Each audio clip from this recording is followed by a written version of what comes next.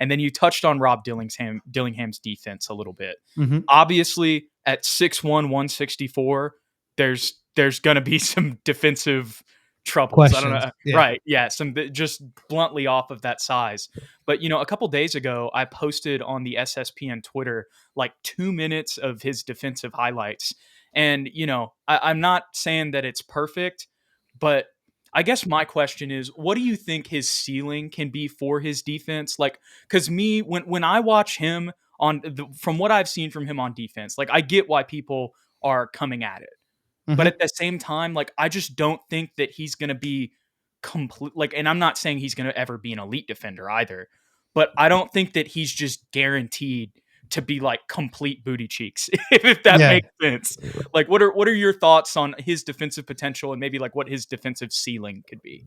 I think his defensive ceiling is like an average league defender, slightly below average. I think if we're looking at 1 through 10 and 5 is average, I think you're hoping he hits 5. But realistically, it's probably going to be somewhere between that 4 to 5 range.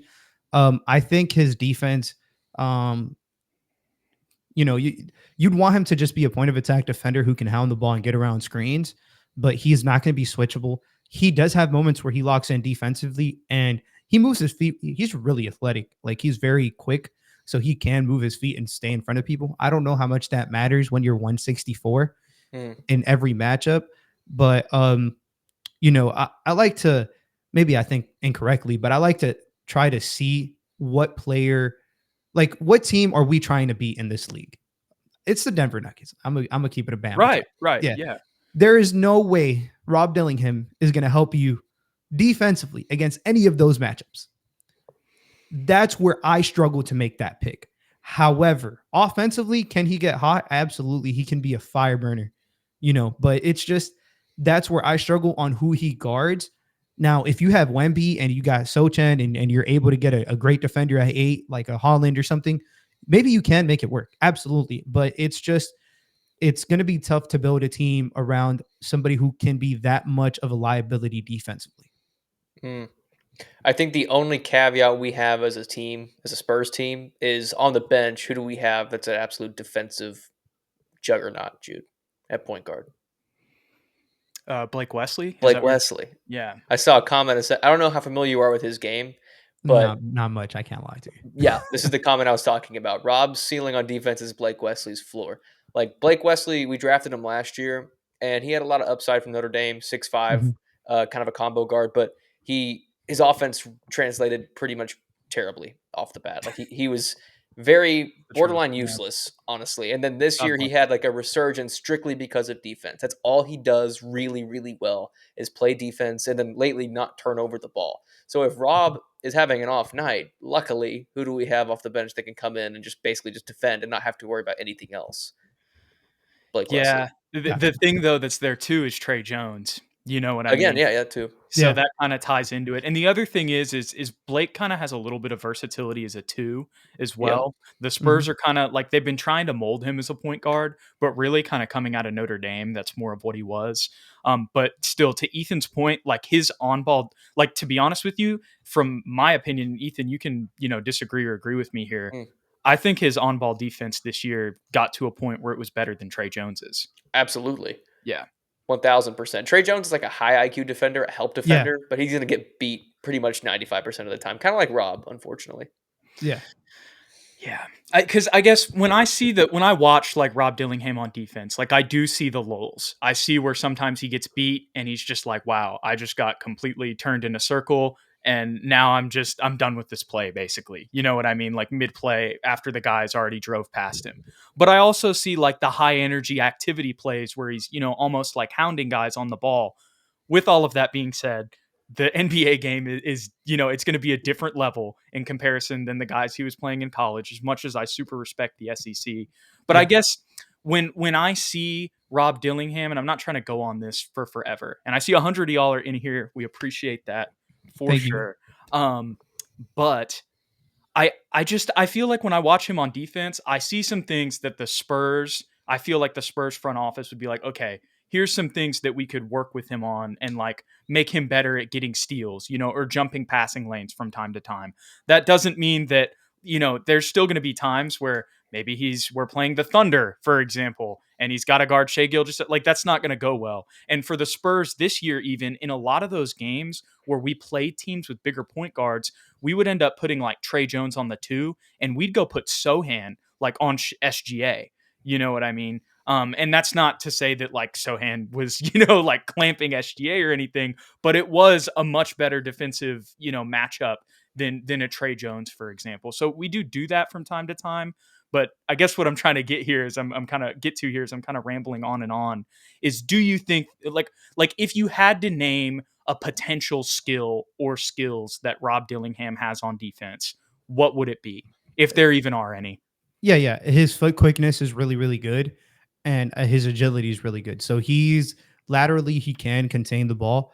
It's just, again, it's a strength concern. But it's also an effort thing. Like you said, the effort was very lackluster sometimes at Kentucky, um, which is a fascinating thing because, um, not to sidetrack, but somebody who their effort was absolutely horrendous in college was Paolo. But when he locked in, it was like, oh, this guy can defend. Fast forward to the league and he's defending. Like, so if you can get buy-in from a player on that side of the floor, I think defense, some of it is just effort and willingness to defend. Even Trey Young this year was, for spurts, he was a pretty decent defender. As decent as he could be at that size. And I think that's ultimately what you're looking at with Dillingham, is how much effort can Pop drain out of him defensively, so he can, put forth his best foot. If he can be a neutral defensively, offensively, he can really unlock Wemby's game and just the Spurs game in general. Because his pull-up 3-point, I've said a lot of bad things, I guess, about his defense, but if there's one thing that he's ready to contribute tomorrow, is his pull-up shooting and his shooting in general. He has such a beautiful silky stroke. It's quick, it's timely, it's compact, it's fluid, it's consistent. It's so nice to watch him just pull up and drain everything whenever he's on. I think his passing is severely underrated, if I'm being honest. I think he's a very good passer. I don't Is he a point guard right away? It takes an adjustment period for just about every point guard from college to the NBA. But I do think long term he is he has to be a point guard if you're taking him at 4. I don't think there's any way you guys are taking him at 4 and they're like, oh yeah, he's going to be our off guard at the 2 at that size, personally. But I may be wrong. But I do like. We agree. Okay, yeah, I like some of his pick and roll passing. He's very good off of live dribble passing, finding shooters in the corner. He doesn't sometimes he did predetermined reads, but as the year went on, he got a lot better. So it's just little things like that where the ceiling for him offensively could absolutely hit. It's just obviously the defensive concerns.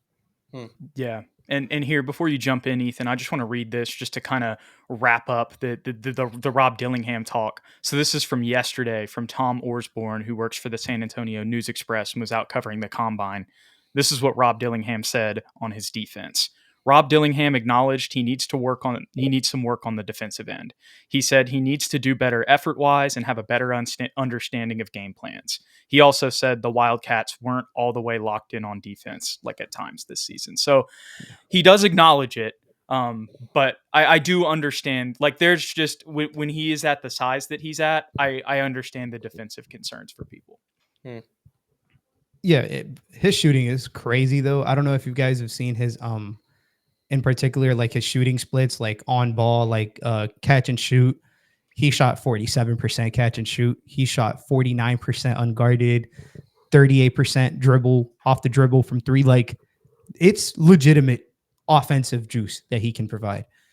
So, man, he's going to be a fascinating player where he goes, because I think the situation around him can determine so much. If he's with a lot of these players, can determine whether he's because he has a star offensive upside, or if he's like,